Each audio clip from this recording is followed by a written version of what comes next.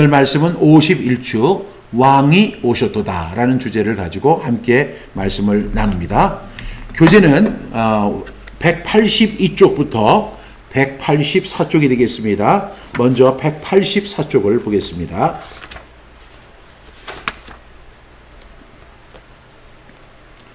성탄은 예수 그리스도의 탄생을 기념하는 기독교의 중요한 축제이다. 이는 하나님의 사랑과 인류 구원의 메시지를 상징하며 전 세계 크리스찬들이 12월 25일을 중심으로 이를 축하하는 기독교 최대의 축제이다. 성경에서 예언한 메시아의 탄생은 인류에게 희망과 평화, 구원의 소식을 전달하는 중심적 사건으로 인식되고 있다. 그런데 우리 성탄절에는 여러 가지 의미가 있죠. 첫 번째는 예언의 성취입니다. 예수 그리스도의 탄생 장소와 그의 왕적 권위에 대해서 성경이 예언되고 있음을 볼 수가 있습니다. 그리고 성탄절은 또 다른 의미가 있는데 그건 뭐냐면 하나님의 선물입니다. 이 말씀은 예수 그리스도의 신성과 인류에 대한 그의 사명을 강조합니다.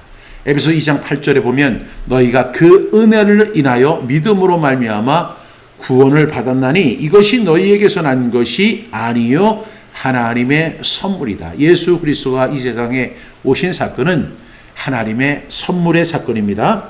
그 다음에 이를 통해서 우리가 성탄절을 또 이렇게 볼 수 있죠. 하나님의 사랑. 하나님이 세상을 이처럼 사랑하사 독생자를 주셨으니 이는 그를 믿는 자마다 멸망하지 않고 영생을 얻게 하려 하심이라. 하나님이 이 세상을 이처럼 사랑하셨다라고 말씀합니다. 그 다음에 또 평화와 기쁨의 전달입니다. 성탄절은 평화, 기쁨, 그리고 사랑의 메시지를 전달하는 시간입니다. 예수 그리스도의 탄생을 통해 인류에게 주어진 희망과 구원의 메시지는 오늘날에도 여전히 강력한 의미를 지닌다. 이렇게 말씀하죠. 여러분, 이 세상에는 소망이 없습니다. 우리의 인생에도 소망이 없습니다. 왜냐하면 우리가 한 살 한 살 먹어가는 것은 우리가 날마다 더 죽음을 향해서 걸어가는 길이거든요. 여러분, 이 세상에 소망이 없어요. 과학은 발전하고 문화는 발전하고 여러 가지들이 다 발전하지만 여러분, 세상은 점점 더 각박해지고 어려워지고 힘들어지고 눈물입니다. 수고입니다. 그런데 이러한 가운데 인류에게 주시는 가장 큰 소망이 뭐냐면 바로 예수 그리스도라는 사실을 말씀하고 있죠. 그 다음에 이 예수 그리스도의 탄생은 전 세계에 축하받을 일입니다. 성탄절은 전 세계적으로 기념되며 다양한 문화와 전통 속에서 축하되고 있다. 이런 기독교 신앙의 핵심을 넘어서 평화와 사랑의 보편적인 가치를 상징한다 그랬습니다. 여러분, 제가 호주 글렌 오스먼 베프티스트 처치에서 이렇게 사역을 할 때 정말 재밌는 건 우리 교인들이 한 300명 정도가 되거든요. 그러니까 백인들인데 제가 그날은 12월 25일 우리 성탄 주일 예배를 드릴 때는 놀라운 일이 벌어져요. 한 700명, 800명 이상이 와요. 왜냐하면 그 300명은 매주 이제 교회에 오시는 분들인데 나머지 사람들은 교회를 안 나와요. 그러다가 성탄절이 되면 반드시 교회에 옵니다. 그래가지고 그 700명, 800명을 다 만나가지고 다 인사하는데 3시간이 걸려요. 악수하는데 손이 너무 아프고요. 이렇게 서로 이렇게 포옹을 하면서 뽀뽀를 하거든요. 뽀뽀를 하는데 제가 평생 했던 뽀뽀보다도 더 많이 뽀뽀를 했어요. 왜 이렇게 그 뽀뽀를 많이 해야 되는지 꼭 양쪽 볼에다 뽀뽀를 하거든요. 그래서 저는 처음에 그 뽀뽀하는 것에 대해서 굉장히 이렇게 좀 몸이 움츠러드는데 그분들은 제 뺨에다 이렇게 뽀뽀를 해주세요. 그래가지고 나중에 보면요. 진짜 여기에 립스틱 자국이 엄청 많아요. 하도 뽀뽀를 많이 해가지고. 할머니들이 뽀뽀해주는 거예요. 그 700명, 800명을 다 안아주고 축복해주는 그 성탄절. 왜? 근데 그렇게 갑자기 인원이 많아지느냐 하면은 성탄절이니까 축하하기 위해서 그렇게 즐거워할 수 없어요. 여러분, 호주 같은 경우에는요, 12월 24일까지 근무를 해요, 오전에.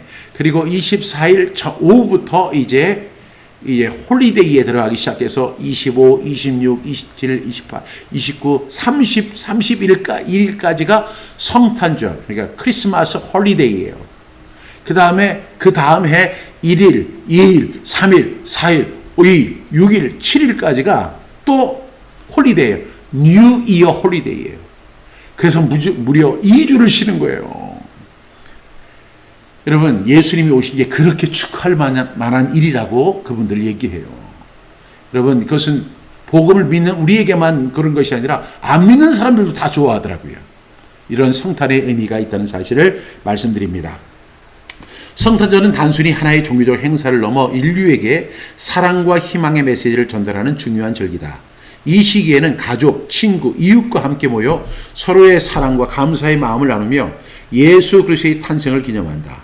성탄의 진정한 의미를 되새기며 모두에게 평화와 기쁨이 가득하기를 기도합니다. 축복합니다. 그러면 첫 번째 말씀 보겠습니다. 첫 번째 말씀은 이사야서 9장 6절 말씀입니다. 시작. 우리 함께 선포합니다.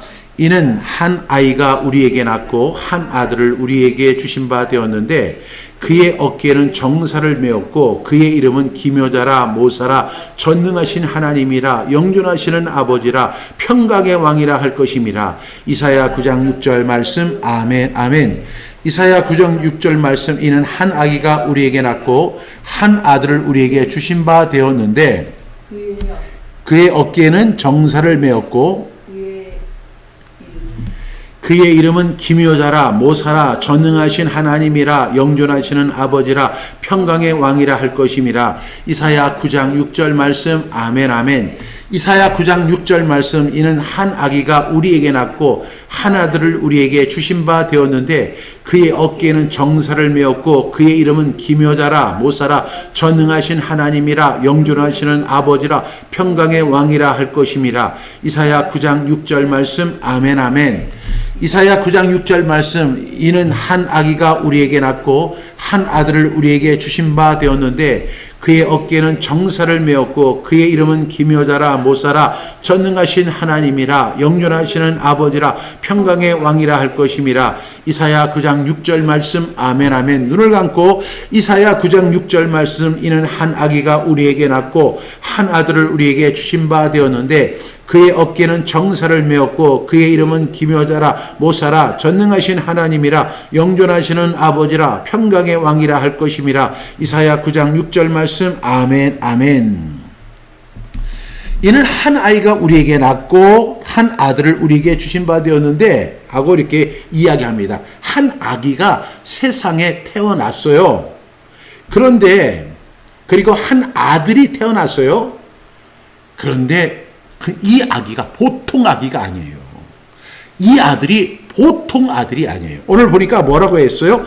그의 어깨에는 정사를 메었고 이렇게 이야기합니다. 정사는 뭐냐면 통치와 권세를 가졌다는 의미예요.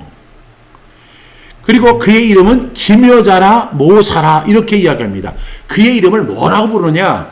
기묘자다, 모사다. 기묘자는 뭐냐면 신비롭고 경이로운 분이라는 뜻이고, 그러니까 인간의 어떤 지혜를 초월한 하나님을 의미하죠. 그 다음에 모사는 지혜로운 상담자를 의미합니다. 그래서 그의 이름은, 그의 어깨는 뭘 가지고 있다고 했죠? 정사를 메었다. 통치와 권세를 가졌고, 그의 이름은 기묘자라 모사다. 그리고 전능하신 하나님이라. 하나님. 이 메시아는 단순히 한 아기가 아니고 한 아들이 아니라 이분이 바로 전능하신 하나님이십니다. 그 다음에 영존하시는 아버지다. 여기 영존은 뭐예요? 영원히 존재한다는 의미입니다. 그리스도는 시간과 공간에 제한되지 않고 태초부터 영혼까지 존재하시는 분이에요. 우리는 4차원의 세계를 잘 이해하지 못하지만 우리 주님은 그 시간과 공간을 초월하시는 그 영존하시는 아버지입니다. 그리고 그의 이름을 뭐라 하면 평강의 왕이라 할 것입니다. 평강의 왕이 뭐죠? 예수님은 평화를 주시기 위해서 이 땅에 오신 거예요.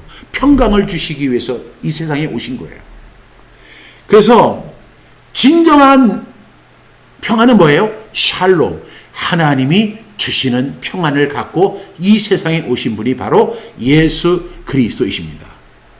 그러니 여러분, 성탄절이 축하를 받아야 돼요? 안 받아도 돼요? 반드시 받아야 됩니다. 왜? 예수님이 이 세상에 오신 것은요, 보통 사건이 아니에요. 얼마나 대단한지 지금을 그 예수님 오시기 전을 Before Christ, BC라고 부르고 예수님이 오신 다음에 이후를 AD라고 부르잖아요. 왜? 역사의 주인 되시는 거예요.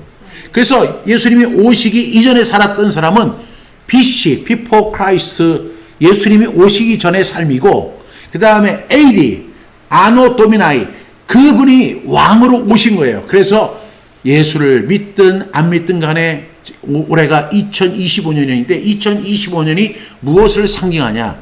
예수 그리스도가 오신 것을 의미하는 것입니다. 여러분 대단하죠? 그러니 이 예수님을 우리는 어떻게 해야 돼요? 영접해야 돼요. 그 예수님 앞에 우리는 무릎을 꿇고 예수님을 나의 구주와 주님으로 섬겨야 돼요. 그리고 우리는 일상생활 속에서 예수님의 손을 잡고 걸어가야 돼요. 그래서 그러한 삶을 살아가는 것이 바로 크리스천의 삶입니다. 또 그분이 말씀하신 것이 있어요. 너 이렇게 살아라. 예, 그렇게 살아야 돼요.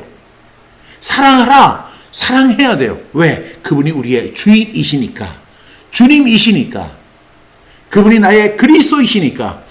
그래서 예수님이 오신 건 엄청난 사건이라는 사실을 여러분들이 꼭 기억하면서 어떻게 해야 돼요? 기뻐하고 환영할 수 있기를 바랍니다. 아멘입니까? 두 번째 말씀 보겠습니다. 미가서 5장 2절 말씀. 베들레헴 에브라다야, 너는 유다 족속 중에 작을지라도 이스라엘을 다스리는 자가 네게서 네게로 나올 것이라. 그의 근본은 상고의 영혼에 있느니라. 미가서 5장 2절 말씀. 아멘 아멘. 미가서 5장 2절 말씀. 베들레헴 에브라다야, 너는 유대 족속 중에 작을지라도 이스라엘을 다스릴 자가 네게서 네게로 나올 것이라. 그의 근본은 상고의 영혼에 있느니라. 미가서 5장 2절 말씀. 아멘 아멘. 미가서 5장 2절 말씀. 베들레헴 에브라다야, 너는 유다 족속 중에 작을지라도 이스라엘을 다스릴 자가 네게서 네게로 나올 것이라. 그의 근본은 상구의 영혼에 있느니라. 미가서 5장 2절 말씀. 아멘 아멘. 미가서 5장 2절 말씀. 베들레헴 에브라다야, 너는 유다 족속 중에 작을지라도 이스라엘을 다스릴 자가 네게서 네게로 나올 것이라. 그의 근본은 상구의 영혼에 있느니라. 미가서 5장 2절 말씀. 아멘 아멘. 미가서 5장 2절 말씀. 베들레헴 에브라다야, 너는 유다 족속 중에 작을지라도 이스라엘을 다스릴 자가 네게서 네게로 나올 것이라.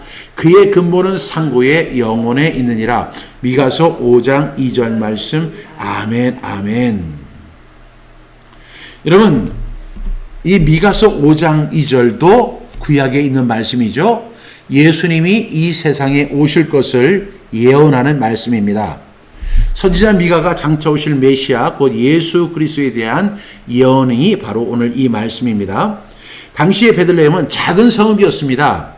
그런데 유다 지파 중에서도 특별히 두드러지지 않았던 그런 지파예요. 12지파 가운데 유다 지파는 그렇게 대단한 지파가 아니었습니다. 그런데 이 유다 지파 중에서 바로 예수님이 나올 것이라고 하는 예언을 지금 하고 있습니다. 여기 보니까 네가 유다 족속 중에 작을지라도 이렇게 이야기하죠. 이 베들레헴은 어떤 곳이죠? 다윗의 고향이고 보잘것없는 촌락에 불과했지만 예수 그리스도의 출생지로 예정된 곳이었습니다. 여러분, 세상에는 여기보다 더 화려하고 더 크고 더 멋진 도시들이 있지만 하나님은 예수님이 유다 족속 베들레헴에서 태어날 것을 말씀하고 있습니다. 근데 그분이 어떤 분이에요? 이스라엘을 다스릴 자다라고 이야기합니다. 여러분, 이스라엘을 다스린다는 것은 그 국가라는 이스라엘이라는 나라를 통치하신다는 의미가 1차적으로 있지만 2차적인 의미는 뭐냐면 예수 그리스도를 나의 주님으로, 하나님을 나의 하나님으로 섬기는 사람들은 우리가 뭐가 되는 거죠? 영적 이스라엘이 되는 거예요. 그래서 그분이 우리를 통치하시는 거예요.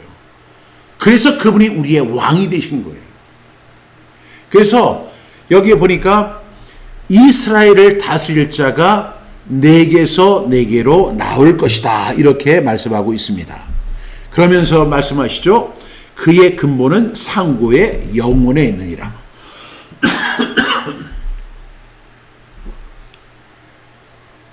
이것은 메시아의 신성을 의미하죠. 예수 그리스도는 단순한 역사 속에 태어난 한 인간이 아니라 그분이 인간의 몸을 입고 이 세상에 오셨지만 그분은 성자 하나님이라는 사실을 말씀하고 있습니다. 그래서 요한복음 1장 1절에 보면 태초에 말씀이 계시니라, 이 말씀이 하나님과 함께 계셨으니 이 말씀이 곧 하나님이시니라, 이렇게 말씀하고 있습니다. 그래 그의 근본은 상고에, 태초에 있었고 영혼에 있다. 그러니까 알파와 오메가가 되신다는 사실을 여러분들이 꼭 기억할 수 있기를 바랍니다. 세 번째 말씀 보겠습니다. 이사야 53장 6절 말씀. 우리는 다 양 같아서 그릇 행하여 각기 제 길로 갔거늘 여호와께서 우리 모두의 죄악을 그에게 담당시키셨도다. 이사야 53장 6절 말씀. 아멘, 아멘. 이사야 53장 6절 말씀. 우리는 다 양 같아서 그릇 행하여 각기 제 길로 갔거늘 여호와께서는 우리 모두의 죄악을 그에게 담당시키셨도다. 이사야 53장 6절 말씀. 아멘, 아멘. 이사야 53장 6절 말씀. 우리는 다 양 같아서 그릇 행하여 각기 제 길로 갔거늘 여호와께서는 우리 모두의 죄악을 그에게 담당시키셨도다.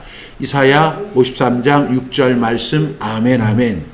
이사야 53장 6절 말씀. 우리는 다 양 같아서 그릇 행하여 각기 제 길로 갔거늘 여호와께서는 우리 모두의 죄악을 그에게 담당시키셨도다. 이사야 53장 6절 말씀. 아멘, 아멘. 우리 눈을 감고 이사야 53장 6절 말씀. 우리는 다 양 같아서 그릇 행하여 각기 제 길로 갔거늘 여호와께서는 우리 모두의 죄악을 그에게 담당시키셨도다. 이사야 53장 6절 말씀. 아멘, 아멘. 우리는 다 뭐와 같다고요? 양 같다. 그래서 어떻게 행했다? 그릇 행했다는 거예요. 우리는 다 양 같다는 것은 지금 어떤 상태를 의미하냐면 목자 없는 양을 의미하는 거예요. 양은 반드시 목자가 필요해요. 그런데 지금 우리는 양 같아요. 근데 그 양은 어떤 상태냐? 목자 없는 양의 상태입니다. 따라서 어떤 결과가 주어졌냐면 그릇 행하였다. 여기서 그릇 행했다는 것은 올바른 길을 벗어나서 잘못된 길로 나아갔다는 것입니다.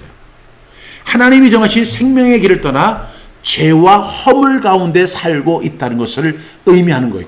그 길로 행하고 있다는 것입니다. 허물과 죄로 죽었던 너희를 살리셨도다. 우리는 어떤 상태냐면 그릇 행하여, 그것은 바로 죄와 허물 속에서 살고 있다는 것입니다. 그래서 우리는 각기 제 길로 갔는데, 제 길로, 그 제 길이 뭐예요? 사망의 길입니다. 어떤 길은 사람 보기에 오르나 그 필경은 사망의 길이다. 자기는 그 길이 옳다고 생각하고 그 길을 걸어가지요. 그런데 문제는 필경은 반드시 사망의 길입니다. 우리가 선택하고 우리가 판단하고 우리가 주장하고 그리고 계획하고 그 길을 열심히 걸어가지만 필경은 사망의 길입니다. 우리는 그릇 행하고 잘못된 길로 갔습니다. 그런데 이것은 어떤 것을 의미하느냐? 그것은 허물과 죄를 의미하는 거예요. 그래서 여기에 대한 대책을 마련해 주셨는데 그것이 바로 예수 그리스도이십니다. 그래서 여호와께서는 우리 모두의 죄악, 우리의 허물과 죄를 어떻게 예수 그리스도에게 담당시키셨다는 거예요. 그것이 바로 성탄절의 의미입니다. 예수님이 이 세상에 왜 오셨느냐면 우리는 타양 같아서 그릇 행하여 각기 제 길로 가서 허물과 죄로 죽었는데 그 죄악을 담당시키기 위해서 하나님의 독생자 예수 그리스도가 이 세상에 오셨다는 것을 의미하는 것입니다. 여러분, 이 은혜를 누리는 성탄절 되기를 주님의 이름으로 축복합니다. 다음 말씀 보겠습니다.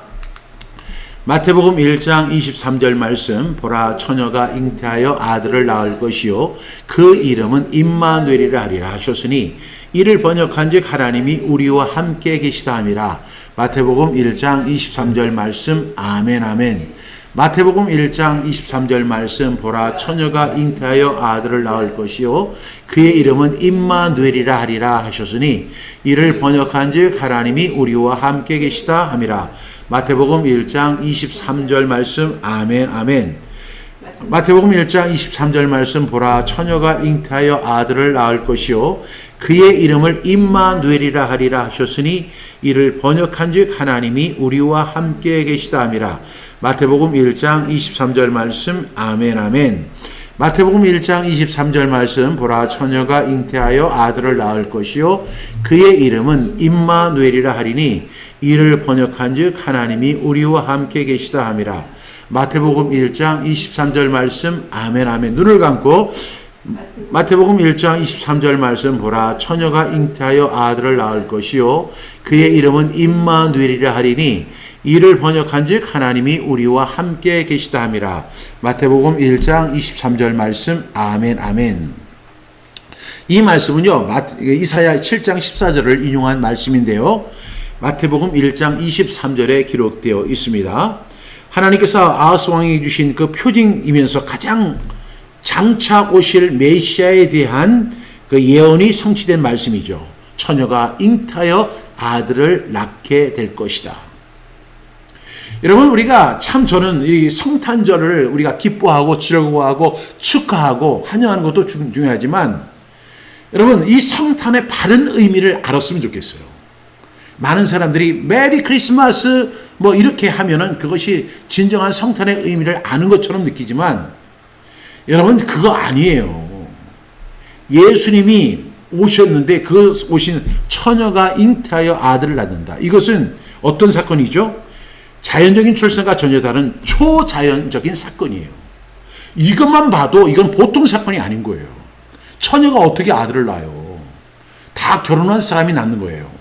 근데 한 번도 관계를 하지 않은 한 처녀가 아들을 낳습니다.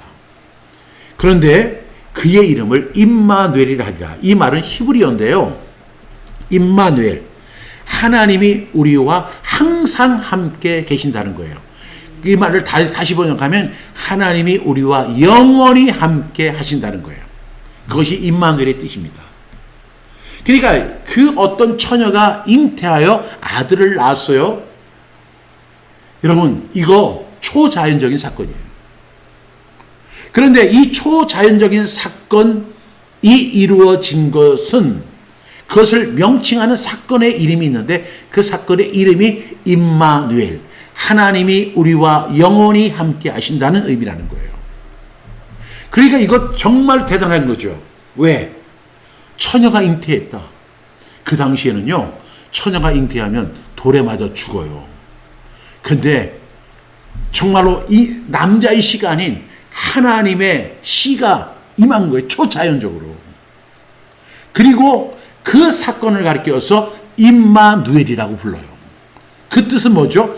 하나님이 우리와 영원히 함께 하신다는 거예요. 여러분, 이 성탄의 의미를 우리가 잘 새길 수 있기를 간절히 바랍니다. 하나님이 우리와 함께 하신다. 이 성경 저자는 독자들에게 그 의미를 명확히 해석해 주는데 이것은 언어적 번역을 넘어서 굉장히 중요한 사건이다. 하나님이 우리와 영원히 함께 하시는 것. 예수님이 오심으로 인해서 하나님과 우리가 원수가 되어 있었죠. 그래서 우리와 하나님 사이는 건너갈 수도 없고 우리는 이루어지지 않아요. 그런데 예수 그리스도가 중보자로 오셔서 이제부터는 하나님이 우리와 함께 하시는 거예요. 그것이 바로 임마누엘의 사건인 것을 성경은 말씀하고 있습니다. 다음 말씀 보겠습니다. 누가복음 2장 11절 말씀, 오늘 다윗의 동네에 너희를 위하여 구주가 나셨으니 곧 그리스도 주시니라. 누가복음 2장 11절 말씀. 아멘 아멘. 누가복음 2장 12절 말씀, 오늘 다윗의 동네에 너희를 위하여 구주가 나셨으니 곧 그리스도 주시니라. 누가복음 2장 11절 말씀. 아멘 아멘. 오늘 다윗의 동네에 너희를 위하여 구주가 나셨으니 곧 그리스도 주시니라. 누가복음 2장 11절 말씀. 아멘 아멘. 누가복음 2장 11절 말씀, 오늘 다윗의 동네에 너희를 위하여 구주가 나셨으니 곧 그리스도 주시니라. 누가복음 2장 11절 말씀. 아멘 아멘. 눈을 감고 누가복음 2장 11절 말씀, 오늘 다윗의 동네에 너희를 위하여 구주가 나셨으니 곧 그리스도 주시니라. 누가복음 2장 11절 말씀. 아멘 아멘.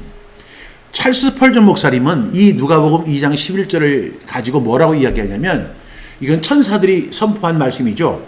천사들이 선포한 최고의 신학적 언어다라고 이야기했어요. 천사들이 선포한 최고의 신학적인 언어다, 이렇게 이야기를 했어요. 많은 사람들이 누가복음 2장 11절에 오늘 다윗의 동네에 너희를 위하여 구주가 나셨으니 곧 그리스도 주시니라, 이거를 많은 사람들이 그냥 알고 그냥 넘어가는데, 이거는 완전히 천사들이 명령해 주신 신학적인 용어예요. 여기서 스펄전이 제일 먼저 언급하는 것이 뭐냐면 오늘입니다. 오늘은 뭐냐면 이 구원은 막연한 미래가 아니라 현재의 사건이다라는 것을 천사들이 이야기한 거예요. 예수, 오늘 아들을 낳으리니 이름을 예수로 하라. 이는 그가 자기 백성, 이렇게 말씀하죠. 그 임마누엘이라리라. 처녀가 잉태하여 아들을 낳을 것인데 그 이름이 임마누엘, 하나님이 우리와 함께 하시다. 이것도 하나의 신학적인 의미거든요. 그런데 여기서 제일 중요한 것은 뭐냐면 오늘이라는 거예요. 오늘. 이것은 꼭 12월 25일을 지칭하는 것이 아니라 구원의 날을 의미하는 거예요. 그리고 정해진 그 시간에, 하나님이 약속하신 그 시간에 이루어지는 그것이 바로 오늘이에요. 그 오늘 여러분 꼭 기억하셔야 돼요. 그 다음에 두 번째는 다윗의 동네에 예수 그리스도는 우연히 오신 게 아니에요. 성경대로 오셨고 성경대로 죽으셨어요. 근데 예수님이 어디에 오신다고 그랬어요? 다윗의 동네에 오신다고 했어요. 누가 그 예언을 했죠? 미가 선지자가 예언을 했어요. 미가서 5장 2절에 보면 다윗의 동네 베들레헴에서 예수님이 탄생하실 것이라고 이야기했습니다. 그 마을은 작고 보잘것없는 동네였어요. 누추한 마을이었어요. 그런데 그 베들레헴에서 예수 그리스도가 탄생할 것을 이야기합니다. 그 다음에 세 번째는 너희를 위하여라고 이야기합니다. 여러분, 이 사건은 그냥 예수 그리스도가 이 세상에 역사적 메시아로 오신 것을 의미하는 게 아니라 너를 위한 것이다. 너희를 위한 것이다 라고 말하는 거예요. 그러니까 여러분, 예수를 믿기 전에 많은 사람들이 예수님께서 십자가에 달려 돌아가셨어요. 근데 그 사건에 대해서 막 이렇게 이야기하죠. 아니 메시아가, 아니 예수라는 사람이 이 세상에 왔다가 그 로마 군인들에 의해서 십자가에서 죽었어. 근데 그게 나하고 무슨 상관이야? 그런데 이 신학을 보게 되면, 하나님의 그 신앙을 보게 되면, 신앙은 뭐냐면 그 사건에 이유가 있는데, 그 이유, 존재 이유가 있는데 그 존재 이유는 바로 너를 위한 것이다. 그러니까 이건 내 것이 아니에요. 나는 잘 알지 못해요. 그게 아니에요. 예수 그리스도의 탄생은 바로 너를 위한 것이다 라고 말씀하고 있는 거예요. 그래서 스펄전 목사님이 이 이야기를 그렇게 그 교인들에게 재밌게 이야기하니까 사람들이 그날 예수 그리스도를 믿고 주님께로 돌아온 사람이 수천 명이 됐다는 거예요. 너를 위해서. 예수 그리스도가 온 거 성경대로 오신 거야. 성경대로 죽으신 거야. 그런데 사실은 이 모든 것이 너를 위한 거야. 이렇게 말씀하고 있다는 거예요. 너희를 위하여 구주가 나셨다. 너의 구세주가 나온 거예요. 그러니까 이 성탄절의 의미를 우리는 함께 축하하고 함께 기뻐하고 그 다음에 메리 크리스마스 해피 이런 거 우리가 외치는 그것도 중요한 거지만, 사실은 어떤 의미가 있느냐면 너희를 위하여, 너를 위하여 구주가 나셨다. 이 구주가 뭐예요? 세이비어. 그러니까 구세주예요. 구원자로 오신 거예요. 너를 구원하기 위해서 오셨다는 거예요. 그러니까 오늘과 너는 굉장히 중요한 거예요. 우리는 구원 언제 받아야 돼요? 오늘 받아야 되고 그 구원은 누구를 향한 거예요? 너를 위한 것이죠. 그래서 이것은 굉장히 중요한 사건인데 그 다음에 마지막으로 이렇게 이야기하죠. 곧 그리스도 주시니라 이렇게 이야기합니다. 구주가 나셨다. 구세주가 나셨다. 그것이 바로 그리스도죠. 여기서는 두 가지가 있어요. 그리스도가 있고 주가 있어요. 그리스도 그리고 주가 있다. 그리스도는 뭐예요? 나를 죄에서 구원해 주시는 분이 그리스도예요. 주님은 뭐예요? 내 삶의 주인이에요. 그래서 우리가 예수 그리스도를 나의 구주와 주님으로 영접한다. 이게 뭐예요? 그리스도, 나를 죄에서 구원해 주시는 그분인 동시에 나의 모든 생애를 주님께 드리는 거예요. 그리고 그분이 내 인생의 주인이 되시는 거예요. 그것이 바로 진정한 의미의 뭐예요? 크리스마스예요. 진정한 의미의 성탄절인 거예요. 이 의미를 이번 성탄절에 꼭 누릴 수 있는 저와 여러분 다 되기를 주님의 이름으로 축복합니다.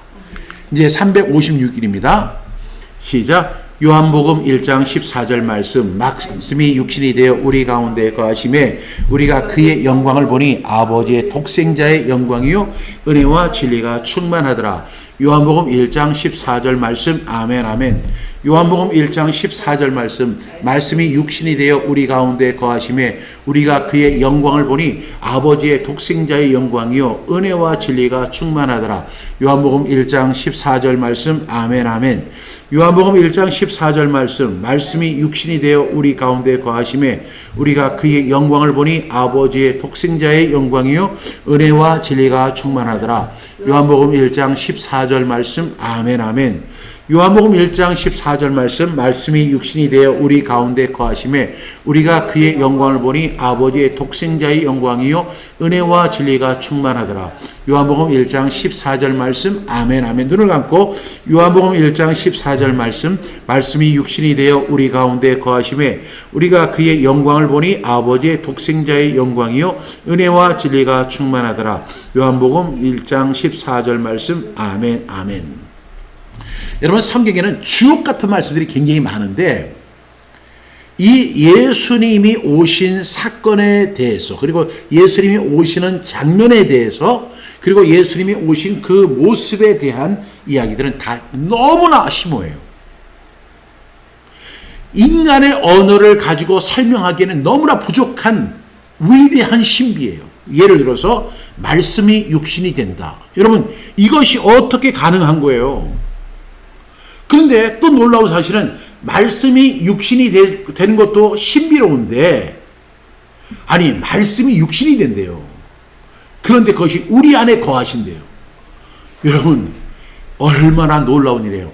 말씀이 육신을 입었다. 그리고 우리 안에 거하신다. 여러분, 세상이 아무리 뛰어나고 아무리 똑똑해도요 절대로 이 신비는 풀 수가 없는 거예요.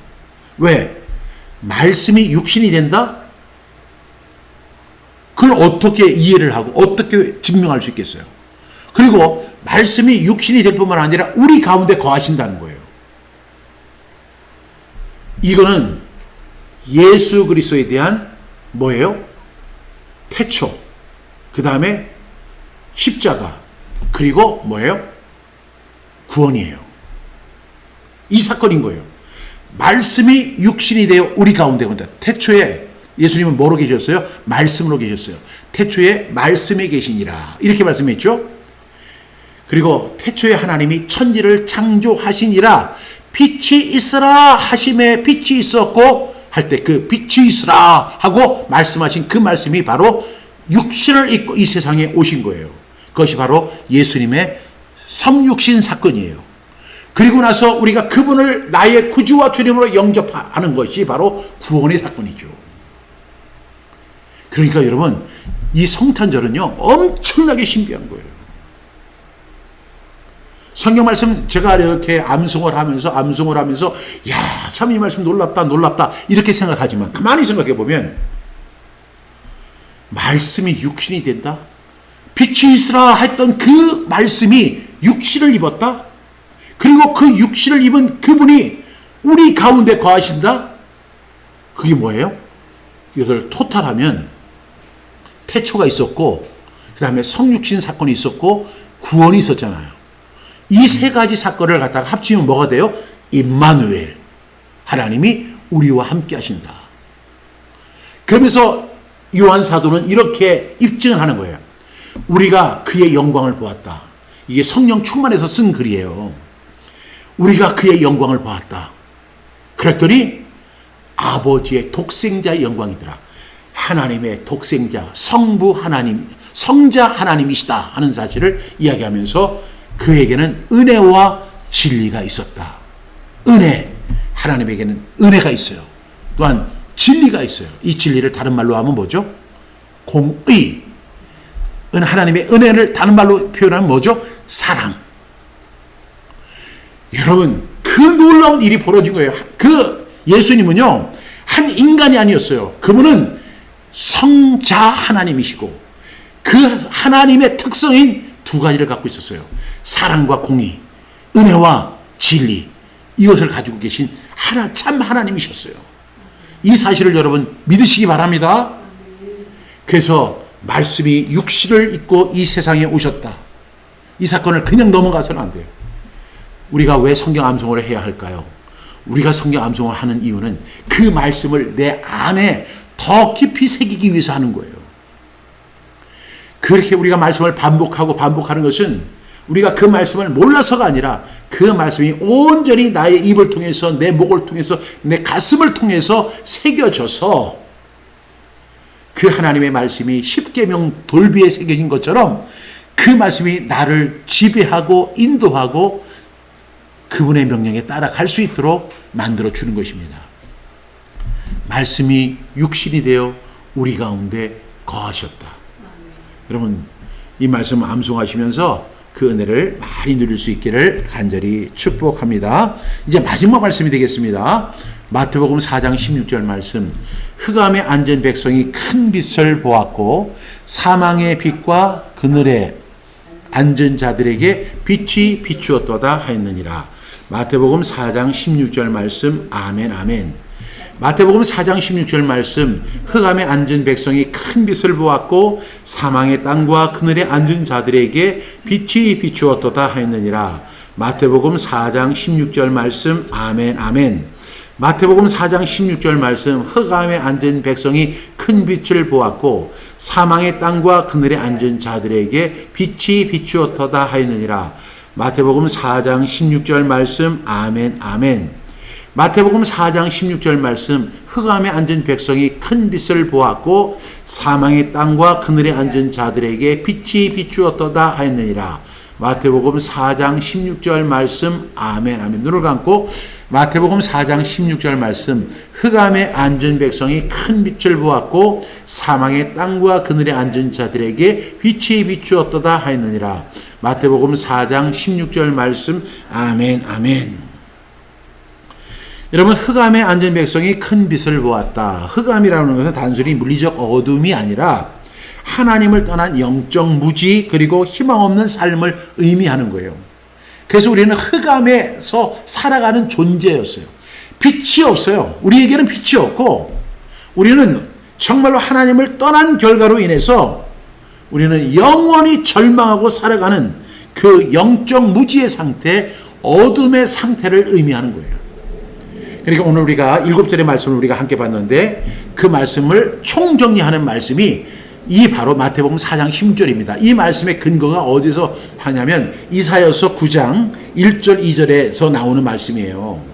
그래서 이사야서 9장 1절 2절에서 지금 예수 그리스도가 이 세상에 오실 것을 예언하는 메시지인데 예수 그리스도가 오셨다는 거예요. 말씀이 육신이 되어 우리 가운데 거하시며 우리가 그의 영광을 보니 아버지의 독생자의 영광이요 은혜와 진리가 충만하더라. 그런데 그것이 그냥 하나의 사건으로 끝나는 것이 아니라 이제 그것이 누구에게 적용이 되느냐는 거예요. 흑암에 앉은 백성이 큰 빛을 보았다는 거죠. 여러분, 캄캄해요. 우리의 삶은 절망이에요. 어둠이에요. 하나님을 떠난 영적 무지 그리고 희망 없는 삶을 살아가고 있는 그 백성에게 큰 빛이 비추어지는 거예요.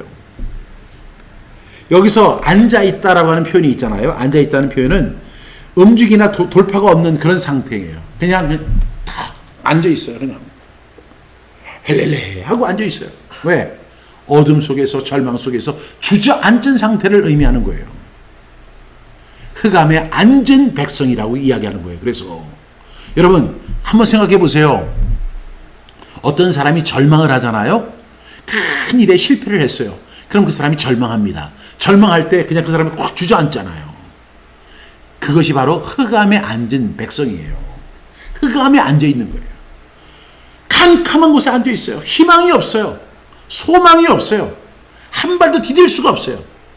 그런데 여러분 한번 생각해 보세요. 정말 이번에 그 날씨가 더워서 그렇게 이제 에어컨을 많이 쓰다 보니까 전기가 과부하가 돼가지고 그냥 정전이 돼버린 거예요. 어떤 아파트에 정전이 되니까 캄캄해지는 거예요. TV도 안 나와요. 반짝이는 것이 하나도 없어요. 다 캄캄해요. 에어컨도 안 나와요. 더워 죽을 것 같아요. 여러분 그것이 바로 흑암에 앉은 모습을 우리가 상징할 수 있는 그림이라고 생각합니다. 그런데 갑자기 전기가 들어와서 큰 빛이 비추었어요. 이것이 바로 예수 그리스도의 오신 사건을 의미하는 거예요. 흑암에 앉은 저와 여러분들에게 어떻게 하셨어요? 큰 빛을 비추는 사건이 바로 성탄의 사건입니다. 그 다음에 사망의 땅과 그늘에 앉은 자들에게 빛이 비추었도다. 이렇게 이야기합니다. 사망의 땅과 그늘에 앉은 자들에게, 사망의 땅은 죄와 죽음의 권세가 지배하는 현실을 상징하죠. 인간은 죄로 인해서 생명길에서 벗어나서 이제 죽음으로 행할 수밖에 없는 그런 존재. 그래서 죄와 죽음이 지배하는 현실의 세계를 의미하는 거예요. 거기서도 우리는 어떻게 하고 있어요? 앉아 있어요. 그렇게 앉아 있는 모습이에요. 우리에게는 아무런 희망이 없어요. 우리에게는 어떠한 의지도 없어요. 우리는 어떠한 것도 해결할 수 없어요. 여러분 이렇게 죄가 무서운 거예요. 그런데 놀라운 사건이 벌어집니다. 죽음의 그림자 아래 두려움과 무력함 가운데 우리가 있을 때에 빛이 비추었다는 거예요. 그런데 그 큰 빛이 비추는데 그 빛이 바로 누구예요? 예수 그리스도이십니다. 예수 그리스도가 이 땅에 오신 사건이 바로 성탄의 사건인데 그것은 어떤 의미를 갖고 있냐? 흑암에 앉은 백성이 큰 빛을 보는 것이고 사망의 땅과 그늘에 앉은 자들에게 빛이 비추는 사건이에요. 여러분 역사에 이런 일이 단 한 번도 없었어요. 이 사건은 오직 예수 그리스도가 이 땅에 오실 때에 일어난 사건을 영적으로 묘사한 거예요. 영적인 사건이에요. 그래서 이사야가 이것이 성령 충만해서 이사야 9장 1절 2절을 통해서 이 말씀을 언급해낸 것입니다. 여러분 우리의 상태를 알아야 돼요. 우리는 어떤 사람들이냐? 흑암에 앉은 백성이고 사망의 땅과 그늘에 앉은 자들이에요. 우리에게는 무엇이 필요합니까? 큰 빛이 비춰야 돼요. 큰 빛이 비추었을 때 우리는 다시 살아나게 된다는 것입니다. 여러분 성탄이 바로 이런 의미를 갖고 있어요. 이번 성탄을 우리가 맞이할 때 예수님 오셨대. 우리가 축하한대 서로. 그래서 우리가 선물을 주고 받는데 그것이 아니라 여러분 이 놀라운 신학적 비밀, 영적 비밀이 있다는 사실을 우리가 꼭 기억하고 말씀 속에서 이 말씀의 은혜를 깊이 나누는 성탄절 다 되기를 주님의 이름으로 축복합니다. 오늘 7절의 말씀 우리 함께 나누었습니다. 51주였습니다. 여러분 함께 해주셔서 대단히 감사하고요. 또 여러분 이 말씀 우리 또 묵상하는 가운데 하나님의 크신 은혜와 축복이 늘 함께 하기를 기도합니다. 감사합니다. 기도하겠습니다. 하나님 정말로 감사합니다. 예수 그리스도가 오신 사건은 단순한 사건이 아닙니다. 놀라운 사건입니다. 영적으로 대단한 사건이고 절망과 무력함 속에서 주저앉은 백성들에게 큰 빛이 비춰지는 놀라운 사건입니다. 그리고 하나님과 단절된 우리에게 하나님이 영원히 우리와 함께 하시는 놀라운 사건입니다. 역사의 주인 되시는 예수님이 이 세상에 오신 사건입니다. 그리고 우리에게 생명을 주고 죄의 문제에서 우리를 해결해 줄 수 있는 그 놀라운 사건입니다. 하나님 이 성탄의 은혜를 우리 모두가 기억하며 그 예수님을 바라보며 그 사랑의 하나님을 우리가 더욱더 살아가는 우리 모두가 되게 해 주시옵소서. 감사드립니다. 예수님의 이름으로 기도드렸습니다. 아멘.